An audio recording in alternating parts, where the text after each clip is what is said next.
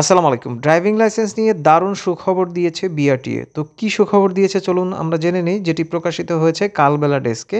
এই যে প্রকাশ করা হয়েছে ২৬ নভেম্বর ২০২৪ ৭টার দিকে, যে ৬টা ৫৯ PM। তো কি দিয়েছে চলুন জেনে নেই। ড্রাইভিং লাইসেন্স পেতে নির্ধারিত ফি দিয়ে ৭ থেকে ১৫ দিনের মধ্যেই পরীক্ষা দিতে পারবেন বলে জানিয়েছেন Bangladesh road transport authority BRTA. রোববার ২৪ নভেম্বর সড়ক পরিবহন ও সড়ক বিভাগের বিআরটিএ সংস্থাপক শাখা থেকে জারি করা এক প্রজ্ঞাপনে এ তথ্য জানানো হয়েছে। প্রজ্ঞাপনে বলা হয়, সরকার জরুরি সেবা প্রদানের উদ্দেশ্যে ড্রাইভিং লাইসেন্সের দক্ষতা যাচাই পরীক্ষা স্বয়ংক্রিয়ভাবে নির্ধারিত তারিখ অর্থাৎ ২ মাস পর হওয়ার আগেই পরীক্ষা গ্রহণের বাধ্যবাধকতা শিথিল করেছে। তবে এর জন্য ফি প্রদান করতে হবে। মানেটা হচ্ছে যে আমরা যে অ্যাপ্লিকেশনটা করতাম অনলাইনে, ৳৫০৫ এরকম যে ফিটা দিয়ে আমরা অ্যাপ্লিকেশনটা করতাম, করার পরে ২ মাস পরে আমাদেরকে পরীক্ষা দিতে হতো।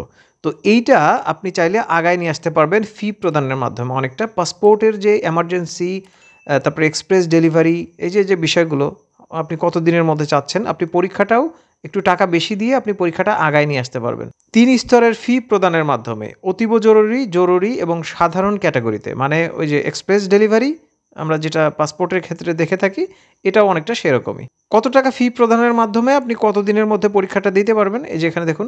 এর মধ্যে অতীব জরুরি হিসেবে শিক্ষানবিশ ড্রাইভিং লাইসেন্স ইস্যুর ৭ থেকে ১৫ দিনের মধ্যে পরীক্ষা দিতে চাইলে ৳৫,০০০ আপনাদেরকে এটা দিতে হবে।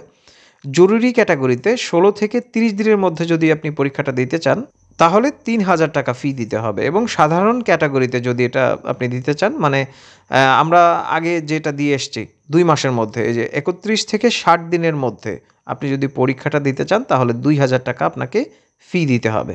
এর সাথে আরও কিছু গুরুত্বপূর্ণ বিষয় বলে দেওয়া রয়েছে, যে প্রজ্ঞাপনে আরও বলা হয়, পরীক্ষার সময় ও স্থান সম্পর্কে স্বয়ংক্রিয় পদ্ধতিতে চার্ট ক্যালেন্ডার তৈরিতে বিআরটিএ প্রয়োজনীয় ব্যবস্থা গ্রহণ করবে এবং সংশ্লিষ্ট জেলায় সম্ভাব্য শিডিউল পাওয়া না গেলে, আপনার জেলায় আপনি যদি শিডিউল না পান, আবেদনকারী পাশের জেলায় বিভাগীয় শহরে পরীক্ষা দিতে পারবেন। দারুণ একটি আপডেট।